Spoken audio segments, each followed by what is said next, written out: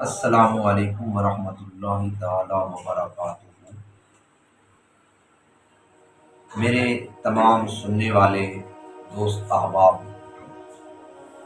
آج میرا دل ہے کہ آپ لوگوں کو پیارے حبیب امام الانبیاء احمد مصطفیٰ صلی اللہ علیہ وآلہ وسلم کے آنے سے پہلے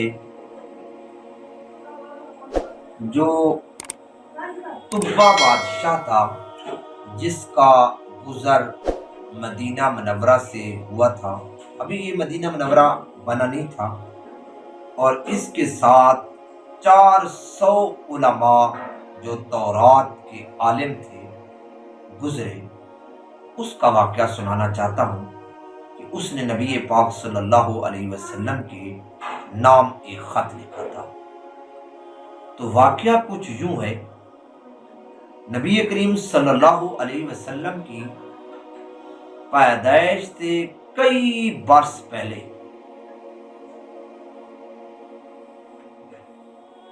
طبہ بادشاہ،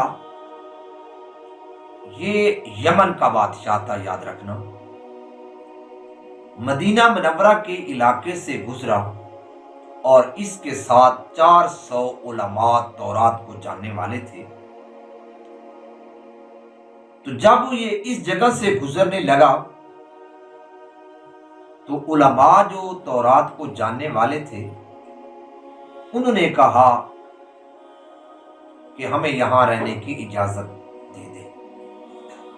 بادشاہ بڑا حیران ہوا، کہنے لگا کہ یار، میری معیت کو چھوڑ کر، میرا ساتھ چھوڑ کر آپ یہاں رہنے کو ترجیح دے رہے ہیں، مجھے کوئی بات سمجھ نہیں آ رہی۔ تو علماء نے جواب دیا کہ پہلے صحیفوں میں یہ بات لکھی ہوئی ہے کہ آخری اس زمان ایک پیغمبر پیدا ہوگا جس کی پیدائش مکہ المکرمہ میں ہوگی، اور ہجرت جو ہے نا اس علاقے میں ہوگی۔ ہم اس کا نام بھی جانتے ہیں، ہماری کتابوں میں لکھا ہوا ہے، اس کا نام محمد اور احمد ہوگا صلی اللہ علیہ وسلم۔ اور جس جگہ پر ہم رہنے کی اجازت آپ سے لے رہے ہیں، یہی دار الہجرت ہوگی اس کے لیے۔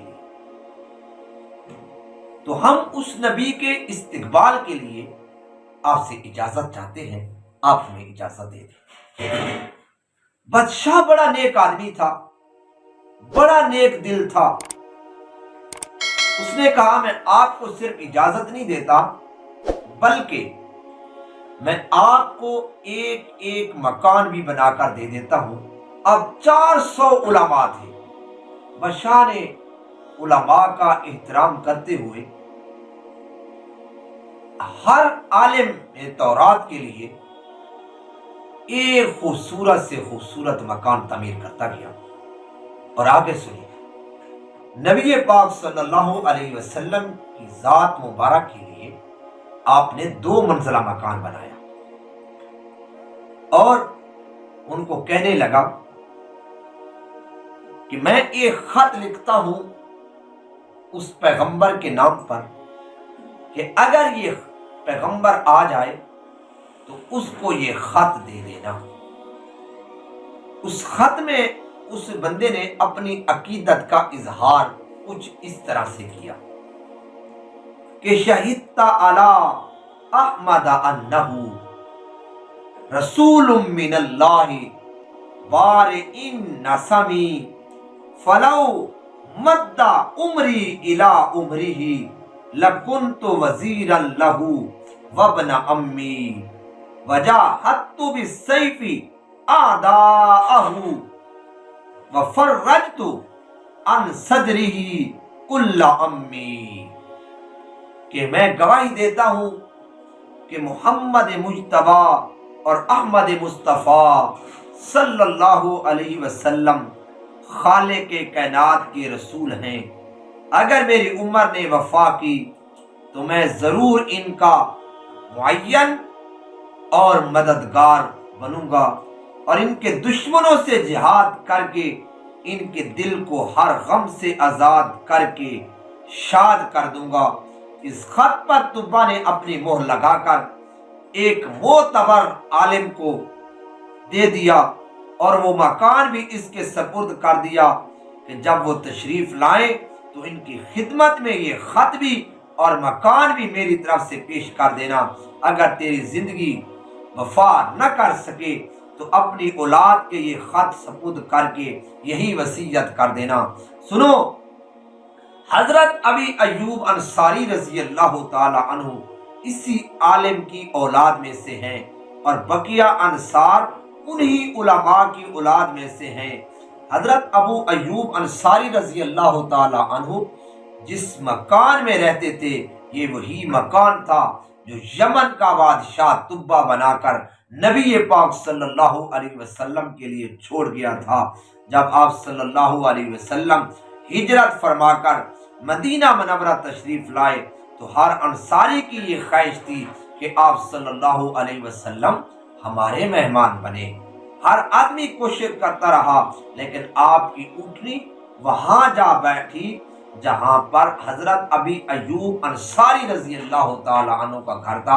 اصل میں یہ گھر اس بادشاہ نے بنایا تھا اللہ کے نبی صلی اللہ علیہ وسلم کے لیے۔ جب آپ صلی اللہ علیہ وسلم نے ان کے شوق کا یہ منظر دیکھا تو مہار اونٹنی کے گردن پر ڈال دی اور فرمایا اسے چھوڑ دو، یہ اللہ کے حکم سے چلتی ہے، یہ اللہ کے حکم سے ٹھہرے گی، جہاں ٹھہرے گی وہاں پر یہ میرا قیام ہوگا۔ خدا کی قدرت دیکھیے، وہ اونٹنی مدینہ منورہ کی گلیوں سے چکر لگاتی پھرتی پھراتی اسی مکان کے سامنے جا کر بیٹھ گئی جہاں طبا نے آپ کی نیت سے مکان تعمیر کروایا تھا۔ اتنی خوش قسمتی کی بات ہے۔ حضرت ابو ایوب انصاری رضی اللہ تعالی عنہ نے لپک کر سامان اٹھایا اور آپ صلی اللہ علیہ وسلم کو گھر لے گئے اور میزبان رسول کھلائے۔ اگر یہ کہہ دیا جائے کہ نبی کریم صلی اللہ علیہ وسلم مدینہ منورہ میں ابو ایوب انصاری رضی اللہ تعالی عنہ کے مکان پر نہیں اترے بلکہ اپنے مکان پر اترے تو یہ ٹھیک ہوگا، کیونکہ نبی کریم صلی اللہ علیہ وسلم کے لیے طبا نے یہ مکان پہلے سے تعمیر کروا دیا تھا۔ حضرت ابو ایوب انصاری رضی اللہ تعالی عنہ نے آپ سے اصرار کیا کہ آپ بلا خانہ میں قیام فرمائیں، مگر آپ صلی اللہ علیہ وسلم نے بعض مسالے کے پیش نظر نچلے حصے میں رہنا پسند کیا۔ کہا جاتا ہے کہ آپ صلی اللہ علیہ وسلم کی تشریف آوری کے بعد حضرت ابو ایوب انصاری رضی اللہ تعالی عنہ نے وہ خط بھی آپ صلی اللہ علیہ وسلم کی خدمت میں پیش کر دیا۔ یہ سیرت مصطفیٰ میں یہ واقعہ لکھا ہوا تھا جو میں نے آپ کو بتا دیا۔ اب سارے خلاصہ اس واقعے کا کیا نکلا کہ آپ صلی اللہ علیہ وسلم کی آمد کی پیشین گوئیاں پہلی کتب کے اندر موجود تھی۔ نمبر 2، آپ صلی اللہ علیہ وسلم کی آمد سے کئی سو سال پہلے طبا اسلام قبول کر چکا تھا۔